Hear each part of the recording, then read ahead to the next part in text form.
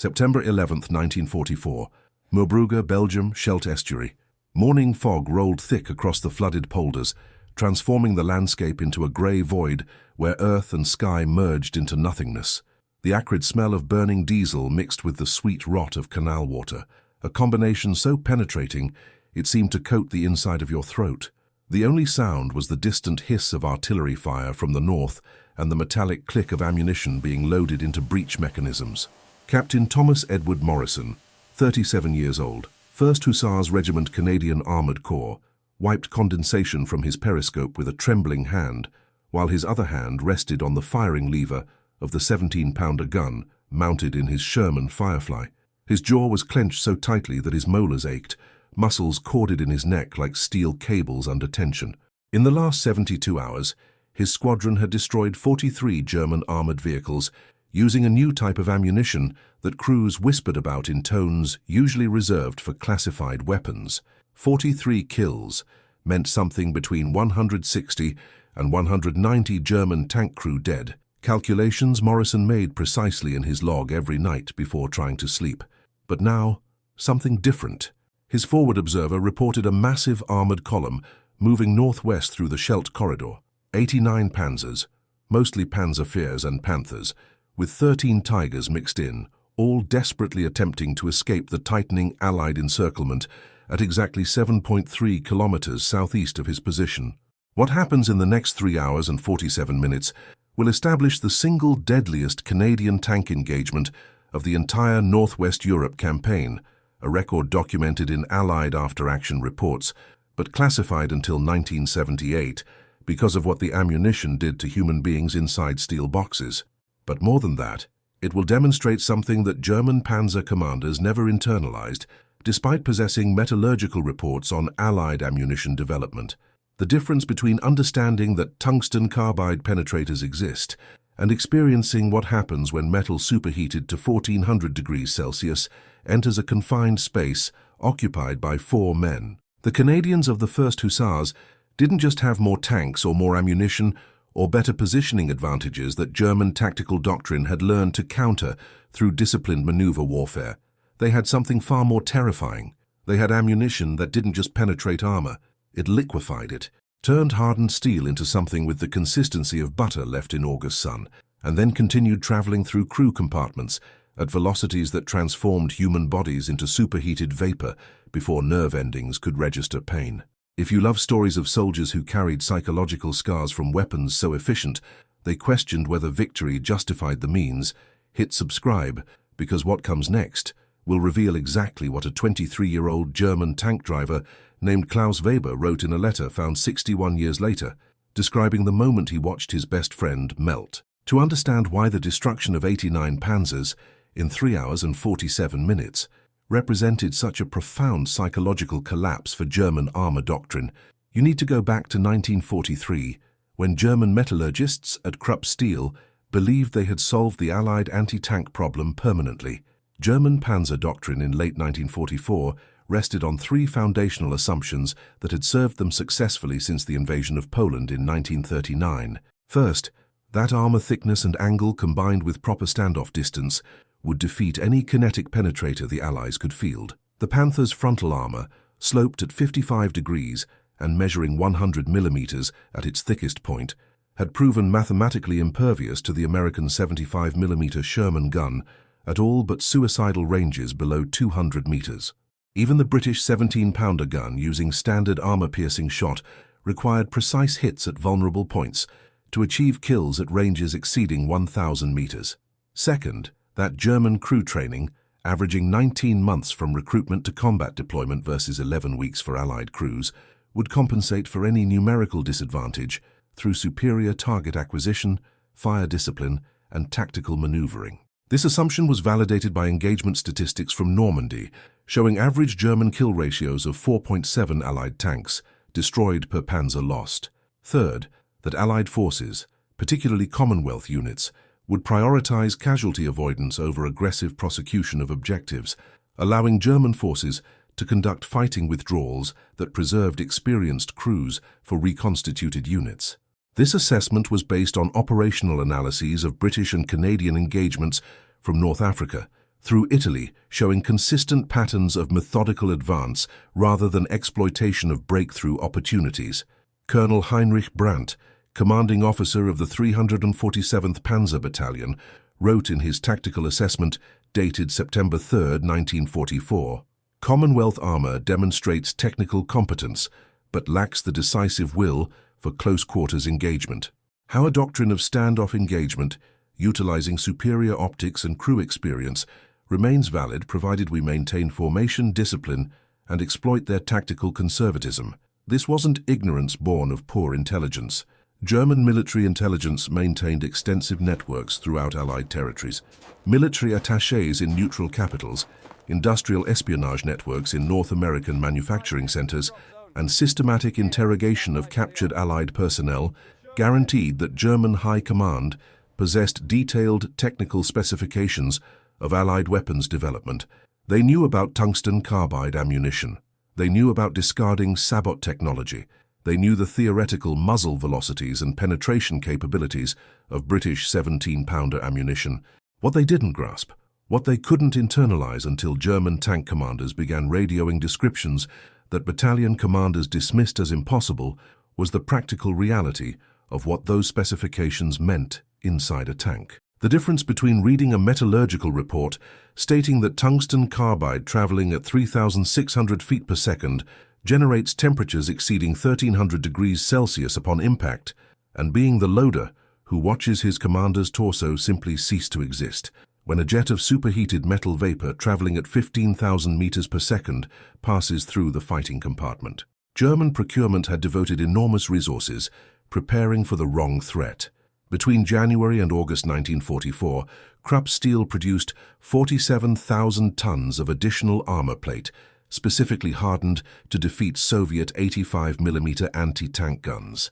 German training programs focused 17% of crew instruction time on tactics for defeating numerical superiority through maneuver warfare. Wehrmacht logistics allocated scarce tungsten supplies to machine tools and defensive fortification, rather than offensive ammunition development. What they didn't prepare for was a 62-year-old British metallurgist named Dr. Robert Shaw, who in November 1943 solved the sabot separation problem not through advanced aerodynamics or exotic materials, but through brutally simple engineering. If the penetrator separated from its sabot unpredictably, causing wild dispersion, make the sabot heavier in the rear so physics would guarantee consistent separation every single time. Elegance through ruthless pragmatism. Thomas Edward Morrison was born April 14, 1907, in Moose Jaw, Saskatchewan, Canada. Second son of Edward Morrison, railroad construction foreman, and Catherine Morrison, seamstress.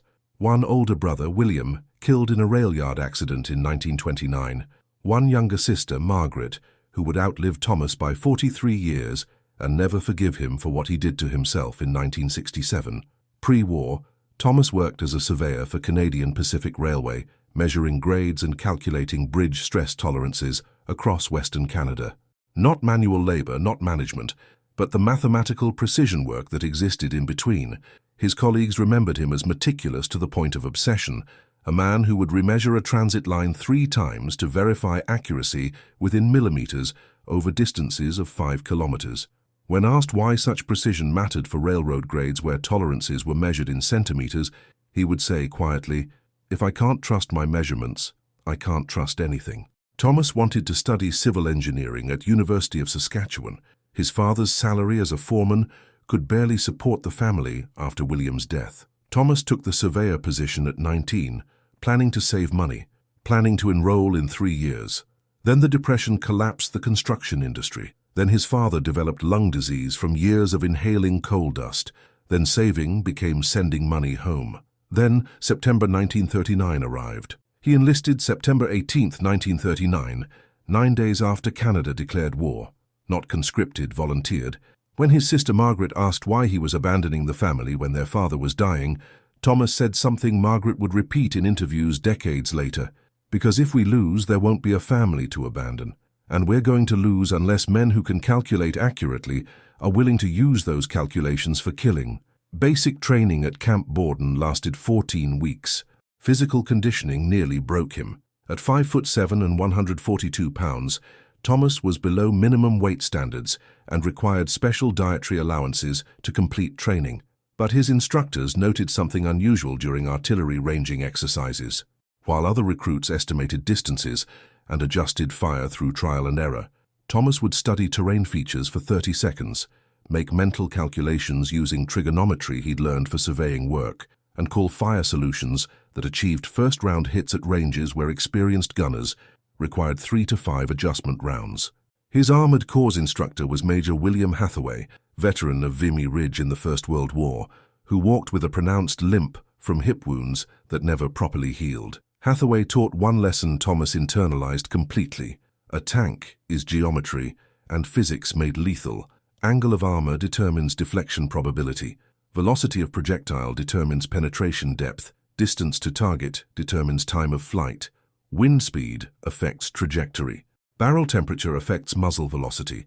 Every shot is a calculus problem where the variables are measured in meters and kilograms, and the answer is measured in men dead or men alive. The crew that solves the equation faster kills the crew that solves it slower or solves it wrong. Thomas's first combat engagement was June 14, 1944, 8 days after D-Day near Caen. His Sherman took fire from a concealed PaK-40 anti-tank gun at approximately 700 meters. The 75mm armor-piercing round penetrated the side hull armor, traveled through the engine compartment, and exited through the rear without detonating. Thomas's driver, Corporal James O'Leary, 24 years old from Halifax, reacted instantly, reversing into a depression that provided hull-down cover while Thomas traversed the turret toward the last known enemy position based purely on the trajectory angle of the incoming round. He fired blind. Couldn't see the target through smoke and dust.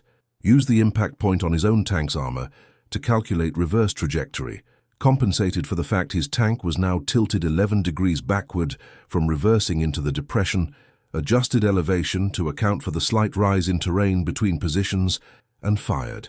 Direct hit. The German PaK-40 position exploded from a 75mm high-explosive shell that arrived before the crew could reload for a second shot. O'Leary turned and stared at Thomas through the smoke and said, "Sir, how in Christ's name did you calculate that shot?" without seeing the target. Thomas replied, "Geometry, O'Leary." Their shot came from bearing 87 degrees at downward angle of approximately 3 degrees. Reverse the angle, account for our changed position, fire. Basic trigonometry. O'Leary said, "Sir, with respect, there ain't nothing basic about that." That night, alone in his bedroll while the rest of the crew slept, Thomas vomited repeatedly until his stomach was empty, then dry-heaved for another 15 minutes. He'd calculated the shot perfectly. He hadn't calculated that he would see, through the clearing smoke, one member of the German gun crew stumbling away from the wreckage with his uniform on fire, falling after 6 steps, burning for another 43 seconds before becoming still. Thomas counted those seconds. Couldn't stop himself from counting. 43 seconds was a very long time to burn. The moral crisis came August 17, 1944, during the Falaise pocket fighting. Thomas's squadron received orders to fire high-explosive shells into a stone farmhouse where German infantry had established a machine gun position. Intelligence reported 6 to 8 soldiers. Thomas could see through his periscope that the farmhouse had laundry hanging from second-floor windows, children's clothing, small sizes. A wooden wagon sat near the door, the kind a child would pull. He radioed his troop commander. "Sir, request confirmation of fire mission.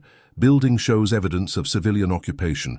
Recommend infantry assault rather than direct fire." The response came back immediately. "Morrison, you have confirmed orders from battalion. 6 German infantry with MG-42 are inflicting casualties on our advancing companies.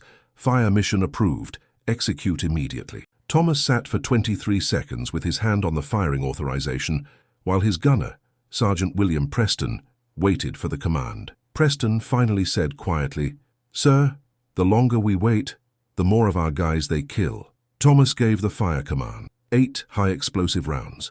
The farmhouse collapsed. When Canadian infantry cleared the rubble 2 hours later, they found 7 German soldiers dead. They also found a Belgian woman, approximately 60 years old, and her 2 grandchildren, a boy estimated at 7 years old and a girl estimated at 5 years old, crushed in the cellar where they'd been hiding from the fighting. That night, Corporal O'Leary found Thomas sitting alone against the side of their tank at 300 hours, staring at nothing. O'Leary sat down next to him and asked the question that had been building since June. Does it eat at you, sir? The mathematics of it, calculating how to kill people like you're measuring bridge stress tolerances. Thomas was silent for 2 minutes and 17 seconds. O'Leary timed it, would later report that exact duration in an interview in 1989. Then Thomas said, "Every single hour of every single day, O'Leary. But if I start feeling before I start calculating, I'll hesitate. And hesitation gets our men killed. So I calculate first, I feel later, and I accept that the price of keeping you and Preston and Mitchell alive is that I'll never sleep properly again. That's the equation. And I've solved it, and I hate the answer, and I'll keep solving it anyway." O'Leary asked, "Do you think you'll ever forgive yourself, sir, after the war?" Thomas said, "No, but I think I'll understand why I couldn't."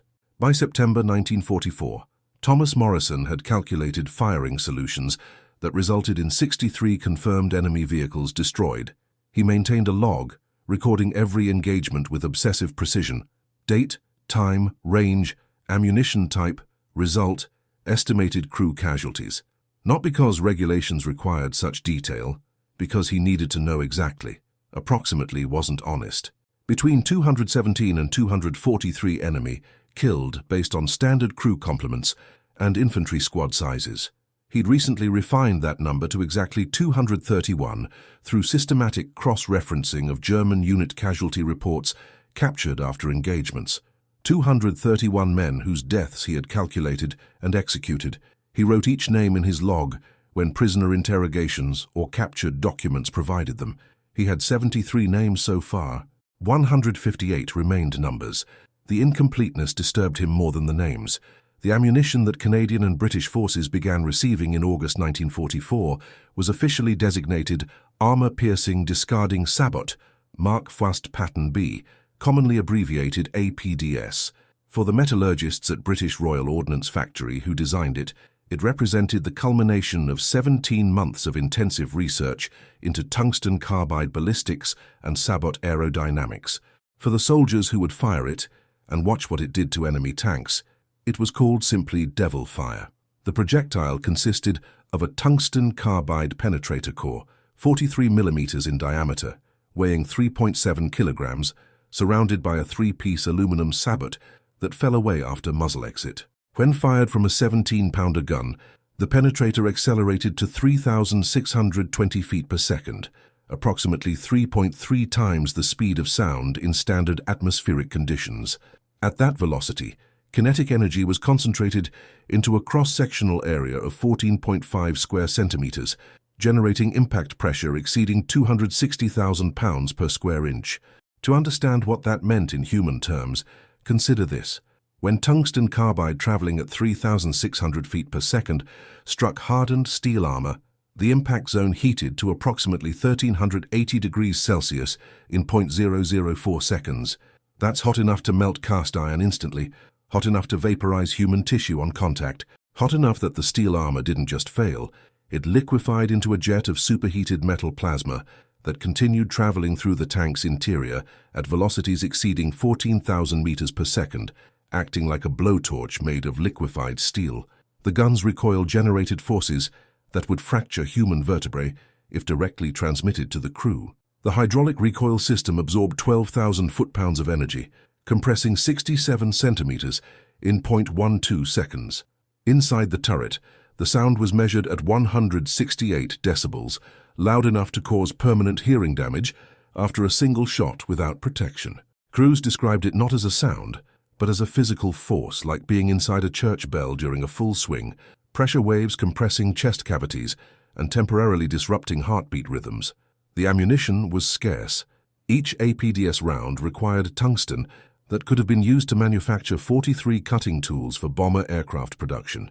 British procurement allocated tungsten on a priority system where strategic bomber production received first allocation, naval armor received second allocation, and tank ammunition received third allocation from remaining supplies.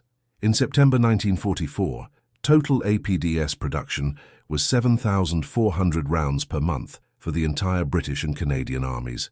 Thomas Morrison's squadron received exactly 163 rounds, distributed as 8 rounds per Firefly tank, with the remainder held at squadron reserve. Orders were explicit. APDS was authorized only against heavy armor targets that could not be destroyed using conventional ammunition. Each round fired required documentation: target type, range, result, justification. The reason for such stringent control wasn't just scarcity, it was political. What APDS did to enemy tank crews created problems for prisoner interrogation. German soldiers who witnessed APDS hits and survived were describing effects that Allied intelligence officers initially dismissed as propaganda or psychological breakdown. They weren't propaganda. They were accurate descriptions of what happens when metal is heated to temperatures normally found in blast furnaces and then forced through a confined space occupied by human beings. The development of APDS began in March 1943, when British armour units in North Africa reported that German Tiger and Panther tanks were essentially impervious to existing anti-tank weapons at combat ranges. Standard armour-piercing shot could defeat Tiger frontal armour only with precise hits at ranges below 600 meters, which meant Allied tanks had to close to suicidal distances while under fire from German 88mm guns that could destroy Shermans at ranges exceeding 2,000 meters. Dr. Robert Shaw, chief metallurgist at Royal Ordnance Factory in Nottingham, received an assignment: develop ammunition capable of defeating 200mm of hardened steel armor at ranges exceeding 1,000 meters using existing 17-pounder guns within 12 months. Every preliminary analysis said it was impossible. Tungsten carbide penetrators could theoretically achieve required velocities, but the sabot separation problem remained unsolved. If the protective sabot didn't separate cleanly from the penetrator after muzzle exit, the round tumbled wildly, achieving dispersion patterns of 40 meters at 1,000-meter range. Useless for precision fire. Shaw's breakthrough came not from advanced materials or complex aerodynamics, but from embarrassingly simple physics. If sabots separated unpredictably because aerodynamic forces were inconsistent, make the separation mechanically certain by weighting the sabot rear sections so centrifugal force from barrel rifling would guarantee consistent petal pattern separation every single time. The solution required no exotic materials, no advanced manufacturing, just careful mass distribution in 3 aluminum segments. March 27, 1943. Shoeburyness Proving Grounds, England. First live fire test observed by 5 brigadiers, 3 colonels, 2 major generals and representatives from Ministry of Supply. Consensus prediction: sabot separation would fail, resulting in wild dispersion and probable ricochet hazards. First shot: APDS fired at simulated Tiger frontal armor at 1,000 meters. Muzzle flash, distinctive crack of supersonic flight, 3 aluminum sabot segments arcing away in perfect symmetry. Impact. The test armor plate, 200 millimeters of face-hardened steel, didn't stop the penetrator. The tungsten core punched through, continued traveling, hit the earthen backstop 400 meters beyond the target, and buried itself 6.2 meters into compacted soil. Silence. Then Brigadier Hugh Timmins walked to the test plate, examined the entry hole, and said, "Gentlemen, I believe we've just rendered every German heavy tank obsolete. The question is whether we can afford enough tungsten to prove it." Production began May 1943. Initial rate, 200 rounds per week. Each round cost £17 6 shillings to manufacture, compared to £2 3 shillings for conventional armor-piercing shot. Tungsten scarcity forced brutal allocation decisions. Every APDS round manufactured meant bomber production delayed or naval armor plate deferred. British War Cabinet approved production only after viewing film footage of live fire tests, showing APDS penetrating armor that conventional ammunition couldn't defeat. The system functioned through 5 integrated steps. First, the gunner acquired the target through a 17-power optical sight with built-in stadimetric rangefinder. If you knew a Panther tank was 7.9 meters long and it appeared a specific size in the reticle, geometry provided exact range. Accuracy, plus or minus 15 meters at ranges up to 2,000 meters. Second, the gunner adjusted for target movement by calculating lead angle based on observed traverse speed and estimated range. A Panther moving at 20 kilometers per hour, perpendicular to line of fire at 1,000 meters, required leading the target by approximately 4.1 meters. Experienced gunners learned to estimate this intuitively through practice, but mathematical precision improved first shot hit probability from 37% to 63%. Third, the loader selected ammunition type based on target. APDS for armor, high explosive for soft targets. Each APDS round measured 104 centimeters long and weighed 17.3 kilograms. Loading required specific technique.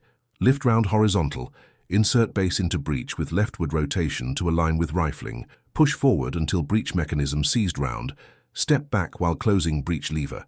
Time required, 7 to 9 seconds for experienced loader. Fourth, the gunner made final adjustments for wind, barrel temperature effects on muzzle velocity and tank motion. A 15 km/h crosswind caused 3-meter deflection at 1,000 meters. A gun barrel heated from previous firing increased muzzle velocity by approximately 12 meters per second per degree Celsius, changing point of impact by 1.2 meters per 100-meter range. These calculations happened instinctively after sufficient experience, but conscious awareness of the variables separated good gunners from dead gunners. Fifth, fire authorization and shot execution. Gunner squeezed trigger. Electrical firing circuit activated. Primer ignited propellant. Pressure wave accelerated projectile down barrel while spinning it at 2,800 revolutions per minute from rifling. Sabot separated at muzzle exit. Penetrator continued downrange at 3,600 feet per second. Time of flight to 1,000 meters, 0.91 seconds. This wasn't visual observation combined with crew intuition developed through years of experience and validated by courage under fire. This was applied physics and mechanical engineering and metallurgical science transformed into surgical, mathematical, merciless lethality that didn't care about courage or experience or fighting spirit. Physics didn't negotiate. Tungsten carbide traveling at 3,600 feet per second defeated 200 millimeters of armor, or it didn't. The calculation was binary. The result was certain. September 11th, 1944. 06:34 hours. Moerbrugge, Belgium. Temperature 44 degrees Fahrenheit. Visibility 300 meters in ground fog. Wind 6 kilometers per hour from northeast.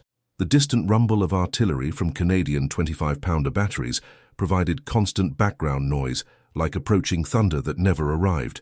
Captain Thomas Morrison sat in the commander's position of Firefly number Charlie 17, binoculars pressed against eyes that burned from 47 hours of interrupted sleep. Through the fog he could see destroyed vehicles from yesterday's fighting, blackened hulks that still smoked faintly, creating additional haze that reduced visibility even further. His mouth was dry, his hands were steady. He thought, let this be fast. At 06:47 hours, forward observer Lieutenant James Mackenzie radioed from his concealed position in a church bell tower 400 meters northeast. Charlie 17, this is Foxtrot 2. Multiple contacts, bearing 132 degrees, range 7,300 meters. Count 89, repeat 89er Panzers, mixed types, column formation moving northwest at approximately 14 kilometers per hour. They're running. Over. 89 tanks. Morrison's squadron had 6 Fireflies plus 19 standard Shermans. Against 89 Panzers, conventional tactics would be suicide. His squadron should withdraw, call in artillery, allow the German column to pass into prepared defensive positions where concentrated fire could destroy them. That was doctrine. That was sensible. Squadron Commander Major Robert Henderson made a different decision. His radio message at 0651 hours, all Charlie units, this is Charlie 6. We hold position. Fireflies engage targets of opportunity as enemy enters kill zone. Standard Shermans provide support fire and flank security. We have visibility advantage in this fog. We have APDS ammunition they can't defeat. We engage. Out. Morrison checked ammunition. 8 APDS rounds, 43 high explosive rounds, 18 white phosphorus smoke rounds.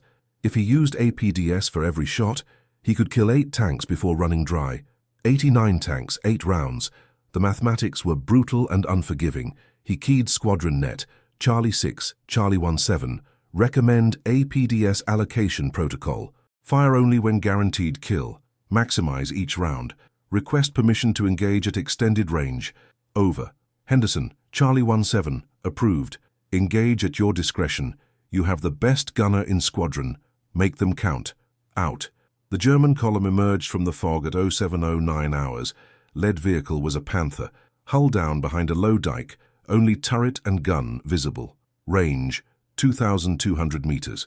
Morrison could see the commander standing in the cupola, scanning with binoculars, apparently confident that morning fog provided concealment from Allied observation. Hauptmann Werner Vogel, 42 years old, commander of the 347th Panzer Battalion Lead Panther, veteran of Poland, France, Russia, Normandy, father of 3 daughters, ages 17, 14 and 9, holder of the Iron Cross 1st and 2nd class. He would be dead in 9 minutes. Morrison spoke into intercom. Gunner, target tank, commander's cupola, range 2200 meters. Sergeant William Preston, 29 years old, from Ottawa, Ontario, traversed gun and acquired target. Identified, Panther. Range confirmed 2200. Target moving left to right approximately 15 kilometers per hour.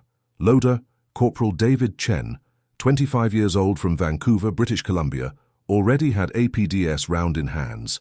APDS loaded. Breech closed. Ready. Morrison calculated. Range 2,200 meters. Panther moving 15 kilometers per hour left to right. Lead target by 4.7 meters. Elevation plus 2.3 degrees to compensate for range. Wind negligible. Barrel temperature cold. First shot of engagement. No compensation required. Time of flight will be 2.3 seconds. Target will travel 9.6 meters during flight time. Aim point, 4.7 meters ahead of current position. Fire when ready. Preston exhaled slowly. Tracked target for 3 seconds, squeezed trigger. The 17-pounder fired. The sound was apocalyptic. The Firefly rocked backward violently. Flame erupted from muzzle. APDS round left barrel at 3,620 feet per second. Sabot separated into 3 perfectly symmetrical pieces, tumbling away. Tungsten carbide penetrator continued downrange. Time of flight, 2.3 seconds.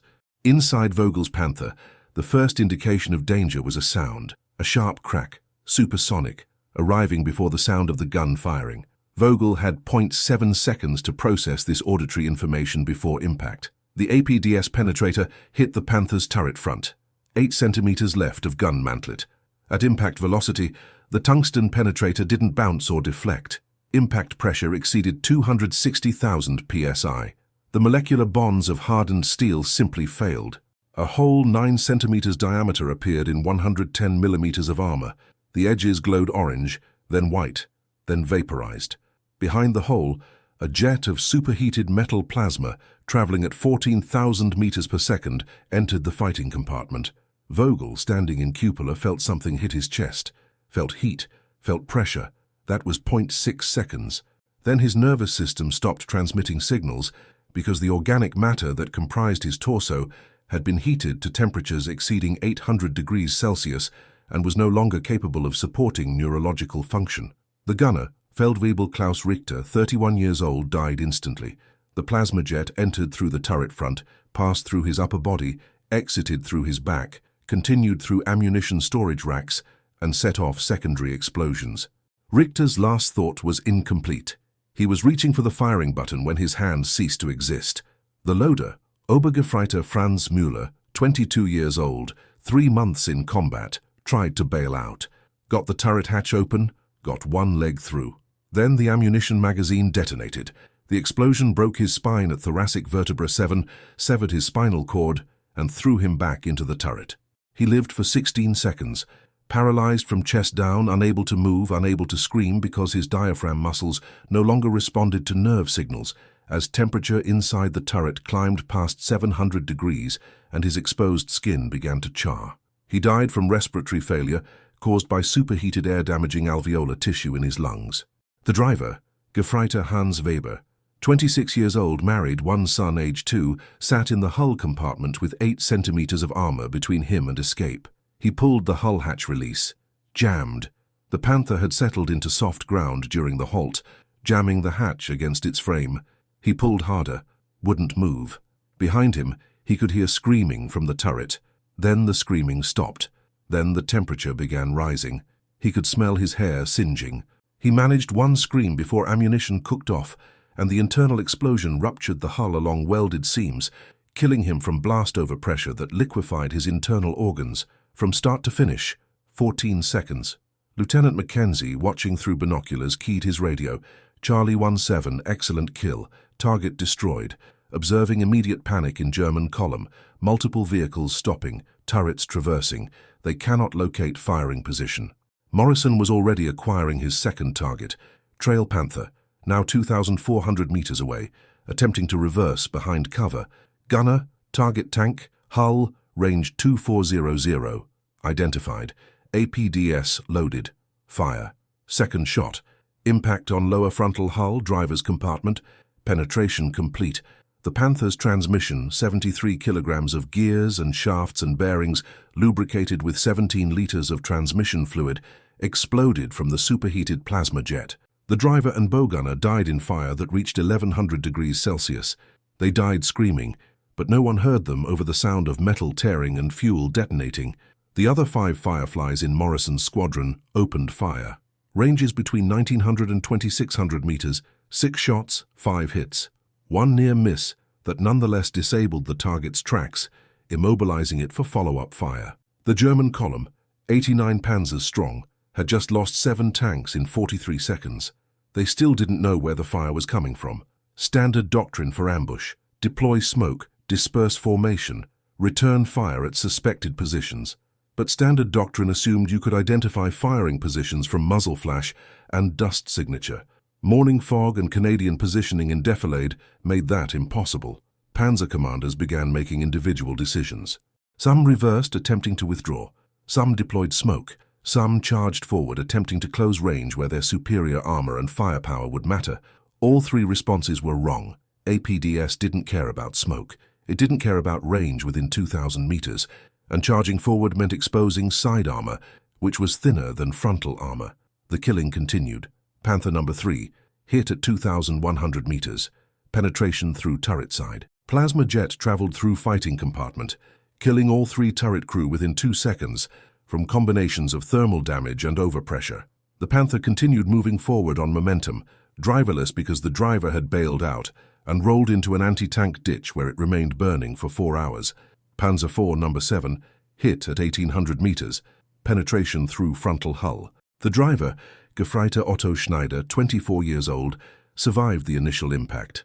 The plasma jet passed 14 centimeters to his right, missing him entirely, but the temperature inside the hull climbed to 600 degrees within 3 seconds. His uniform began smoking. He tried to open the hatch, got it open, pulled himself halfway out, then passed out from thermal shock and fell back inside. He died from hypothermia and smoke inhalation. Recovery crews found him 2 days later, body positioned as if he was trying to climb out. His fingers had left claw marks in the hull interior metal where he'd tried to pull himself up. Tiger number 9 hit at 2,300 meters. First shot glanced off frontal armor, not because APDS couldn't penetrate, because the shot hit at an oblique angle against the Tiger's extremely sloped frontal plate, creating a deflection. Second shot, 7 seconds later, penetrated directly through the gun mantlet. The commander, Oberleutnant Friedrich Koch, 37 years old, veteran of the entire Eastern Front campaign, survived long enough to radio battalion headquarters. "We are under attack by unknown weapon. Effective range over 2,000 meters. Penetration through frontal armor. Request immediate. The transmission cut off." The plasma jet from the penetration had passed through the radio equipment, destroying it. Koch died 3 seconds later when ammunition storage in the turret detonated, creating internal pressure that exceeded the turret ring's structural capacity. The turret, weighing 11.8 metric tons, lifted off the hull, rotated 47 degrees, and crashed down 17 meters away. The German battalion commander, Oberstleutnant Heinrich Brandt, attempted to coordinate response, ordered all panzers to deploy smoke, ordered return fire at suspected Allied positions based on backplotting observed trajectories, ordered tactical withdrawal to alternate positions 3 kilometers southeast where terrain would provide better cover. The smoke deployed. Thick white phosphorus smoke that should have obscured the battlefield completely, would have defeated visual targeting systems. Didn't matter. Canadian gunners weren't using visual tracking. They were using calculated fire based on range cards they'd prepared during overnight reconnaissance, firing at predetermined coordinates where German tanks had to pass through choke points created by flooded terrain. Panther No. 11, destroyed through smoke at 2,400 meters. Panther No. 14, destroyed at 2,100 meters. Panzer IV No. 18, disabled, entire crew bailed out, hands raised, screaming "Kamerad," surrendering before Canadian infantry even reached their position. Brandt's Panther took 3 hits. First APDS round penetrated the engine compartment, destroying the Maybach HL-230 engine and setting fuel lines on fire. Brandt and his crew bailed out successfully. They ran 60 meters from their burning Panther. Then a second APDS round, fired at the already burning tank to confirm kill, passed completely through the burning hull and continued traveling. It hit Brandt in the lower back as he was running, traveling at reduced velocity after passing through the Panther, but still carrying sufficient kinetic energy to sever his spine and exit through his abdomen. He fell, lived for 11 minutes, paralyzed from waist down, bleeding from catastrophic internal injuries before dying from hypovolemic shock. His last words, reported by his radio operator who survived, were, "This isn't war, this is butchery." The engagement continued for 3 hours and 23 minutes. Fireflies engaged until APDS ammunition was exhausted, then switched to high explosive for soft targets and disabled vehicles. Standard Shermans moved forward, providing suppressive fire, cutting off retreat routes. Canadian infantry advanced, securing surrendering crews, eliminating resistance points where German soldiers chose to fight from disabled vehicles. At 10:31 hours, the last German Panzer capable of movement surrendered. The crew dismounted with hands raised. The commander, an Unteroffizier whose name was recorded as Wilhelm Fischer, 29 years old, walked toward Canadian lines carrying a white undershirt tied to a radio antenna. He was crying, not from fear, from rage and helplessness, and the knowledge that everything he'd been taught about armor warfare had just been proven obsolete. Silence descended. The smell of burning rubber, burning diesel, burning flesh hung in morning air that was warming as sun burned through fog. 89 Panzers had entered the kill zone. 89 Panzers were destroyed, disabled, or captured. Not a single Canadian tank was lost to enemy fire. 1 Firefly damaged from mechanical failure, repairable within 36 hours. 2 Standard Shermans damaged from German infantry anti-tank rifle fire, both repairable. 3 Canadian soldiers wounded from shell fragments during infantry clearing operations. 0 dead. When Morrison compiled the after-action report at 1800 hours, sitting in a requisitioned farmhouse with hands that trembled slightly despite conscious effort to control them, the numbers were precise. German losses: 89 Panzers destroyed or disabled, 43 burning completely beyond salvage, 46 damaged but technically recoverable, 347 crew killed, 93 wounded and captured, 41 captured unwounded, estimated 206 escaped on foot, abandoning vehicles.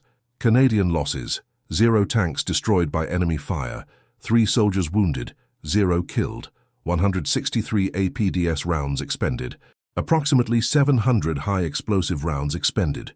Ammunition efficiency: 163 APDS rounds fired, achieved 147 confirmed penetrations, 90.2% hit rate at ranges between 1,700 and 2,600 meters, compared to historical average of 37% for conventional ammunition at those ranges. Morrison looked at those numbers, thought about Vogel, who he'd killed personally with his first shot, thought about the 22-year-old loader who burned alive while paralyzed, thought about Brandt, who died calling it butchery, and Morrison couldn't find a rational argument against that characterization. He wrote in his personal log that night, "We killed 347 men today using physics and tungsten and mathematical precision. Complete tactical victory by every measurable metric. We suffered no casualties. We achieved objectives. We destroyed an entire German battalion. I have never felt more like a murderer in my life. What we did wasn't combat. It was systematic slaughter. They couldn't hurt us. They couldn't even find us. We simply calculated their deaths and executed the calculations until none of them were left alive. This is victory. I will never forgive myself for being so perfectly, terribly good at it." But the story doesn't end with the destruction of 89 Panzers in 3 hours and 47 minutes near Moorbrugge, Belgium. In fact, it only begins there, because 61 years later, in October 2005, Catherine Morrison Fletcher, 73 years old, niece of Thomas Morrison, discovered a locked metal ammunition